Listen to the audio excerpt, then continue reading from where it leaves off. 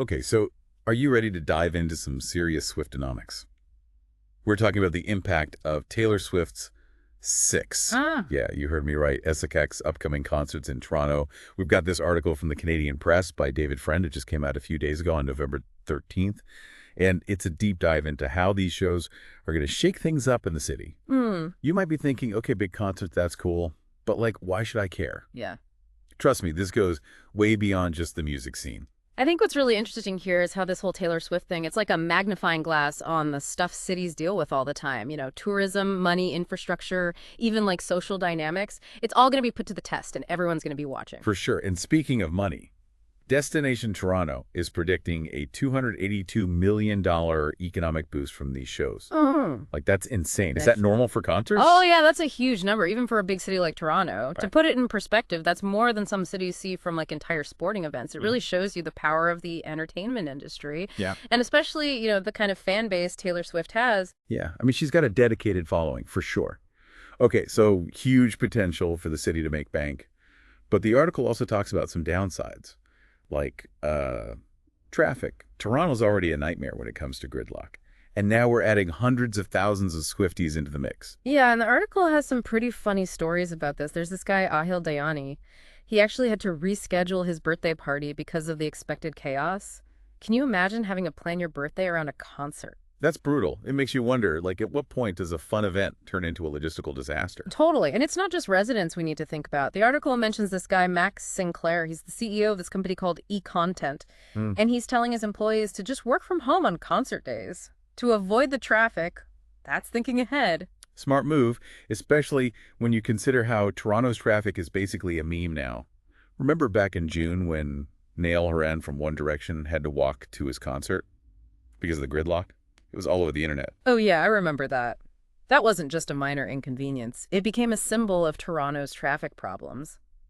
And this isn't just a Toronto thing either. Cities everywhere struggle with how to manage these huge events. Yeah, for sure. Okay, so if Toronto's traffic is already bad, how are they getting ready for this, what did the article call it? The Swifty tsunami. Oh, they're going all out. The article says the TTC, Toronto's public transit, they're comparing this to when the Beatles came to town back in the 60s. They're adding tons of extra buses and streetcars.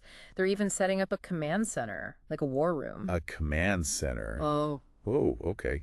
It seems kind of extreme, but I guess they're trying to learn from the past. Definitely. The TTC spokesperson in the article, they said they'd rather be overprepared than underprepared, especially after seeing what happened in other cities with big events. Makes sense. So it sounds like they're doing everything they can to make sure the concerts go smoothly. But there's another part of this story that's a little more complicated. The article talks about the city clearing out homeless encampments near the Rogers Center before Taylor Swift gets there. Yeah. That's a tough one. It really raises some questions about the city's priorities. Right. The city spokesperson said it was about safety, with all the crowds expected. But then there's this quote from Diana Chan McNally. She's a homeless advocate, and she's questioning the timing of it all, pointing out that the area is already close to other concerts and sporting events. So why the sudden urgency now? It's a complex issue for sure. It makes you think about whether it's really about safety concerns, or is it more about presenting a certain image to all the visitors coming in? And you know what message that sends. Definitely some heavy stuff to consider. It seems like these Taylor Swift concerts are forcing Toronto to face some tough questions. Questions that maybe have been brewing for a while. Absolutely. And I think these questions are relevant far beyond this one event. It's about how cities handle growth and tourism, how they balance the economic good stuff with the potential disruption to people's lives, and ultimately how they take care of everyone who lives there. You know what? This is a good point to take a break. We've only scratched the surface here. We'll be back in part 2 to dig deeper into these questions and explore some potential solutions. Sounds good. This whole thing in Toronto, it kind of shows you the challenges cities face all over the world. Like when you have these mega events that bring in tons of people. Yeah, totally. We've seen it with the Olympics, the World Cup, even those huge music festivals. So much excitement, so much money coming in. But then there's also all the potential problems and like ethical stuff to think about. Exactly. Think about it. You got to build new stuff, handle the crowds, make sure everyone's safe. Sometimes you even have to like relocate people. It's a lot to juggle. And it seems like Toronto is really trying to learn from past mistakes. They're putting a lot of focus on public transit, that TTC is adding all those extra buses and streetcars. Yeah, that's smart. Encouraging people to use public transit is so important, especially with an event this size. It'll help with traffic for sure, and it's better for the environment than everyone driving. True. But even with all that extra public transit, I can only imagine how packed it's going to be. Subways, buses. It's not going to be fun for anyone trying to get around. Right. So then it becomes about managing the crowds effectively. Clear signs, designated walking routes, trained staff to guide people, those little things make a big difference when you're dealing with so many people. And you got to be ready for anything. Mm. What if there's like a medical emergency or some kind of security issue? They need to have a plan. Oh, yeah, for sure. Right. That's where the historical stuff comes in. Remember the article talked about the TTC looking back at how they handled the Beatles? It's all about learning from the past, seeing what worked, what didn't. It's like studying for a big exam. You review the material, you try to anticipate the questions, and then you just hope you're ready for whatever the professor throws at you. Exactly. And in this case, the exam is all about managing this huge wave of people, making sure everyone's safe and having a good time. It's a test of how well the city's prepared and how well they can adapt. So it sounds like they're doing their homework. Hmm. But I guess we won't know how it goes until the concerts actually happen. True. It's going to be interesting to see how it all unfolds. Will their plans work? Will the city be able to handle it? It's like a real-world experiment with the whole world watching. And remember, this isn't just about those 6 Taylor Swift concerts. This could change how Toronto handles all kinds of big events in the future. Yeah, it sets a precedent. If they manage this well, it could show everyone that Toronto can host these mega events without a hitch. But if it goes badly, well, it can have the opposite effect. It could hurt their reputation. It's definitely a high-stakes situation. It makes you think about what's really on the line here. Is it just about a few days of concerts? Or is it about something bigger? A city's ability to grow and change and handle all these challenges? Big questions for sure. And speaking of challenges, let's not forget about that $282 million economic impact prediction. In part 3, we'll break down what that actually means for the city, who benefits, who might get left behind. All right, so let's talk about the money side of things. Destination Toronto's predicting this massive $282 million economic impact from the Taylor Swift concerts. But what does that actually mean for the city?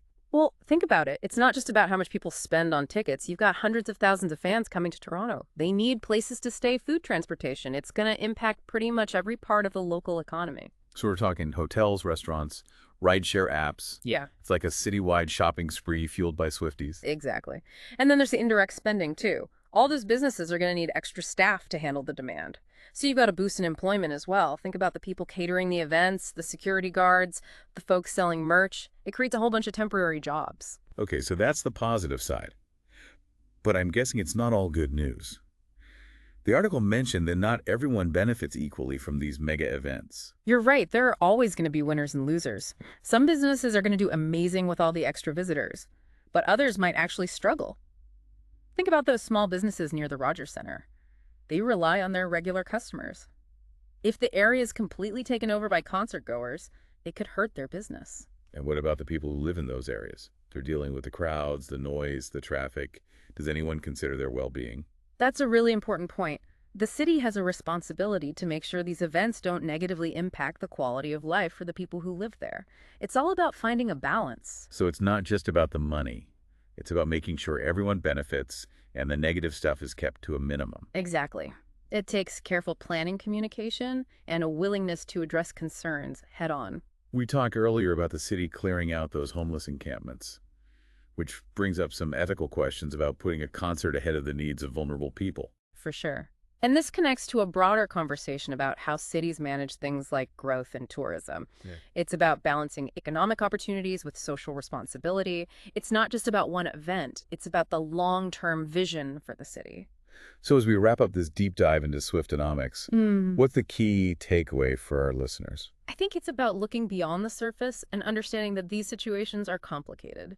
These mega events can bring economic benefits, but they also come with challenges and ethical considerations. It's a good reminder that cities are always changing, and finding solutions that work for everyone requires thoughtful planning, open communication, and putting people first. Sometimes it takes someone like Taylor Swift to really highlight these issues and get people talking about them. So the next time you hear about a big event coming to your city, take a minute to think about the bigger picture. Who benefits? Who might get overlooked? And how can we make sure everyone's needs are considered? It's been a really interesting conversation. Yeah. And we've only just scratched the surface. Thanks for joining us on this deep dive, and we'll be back soon with another fascinating topic.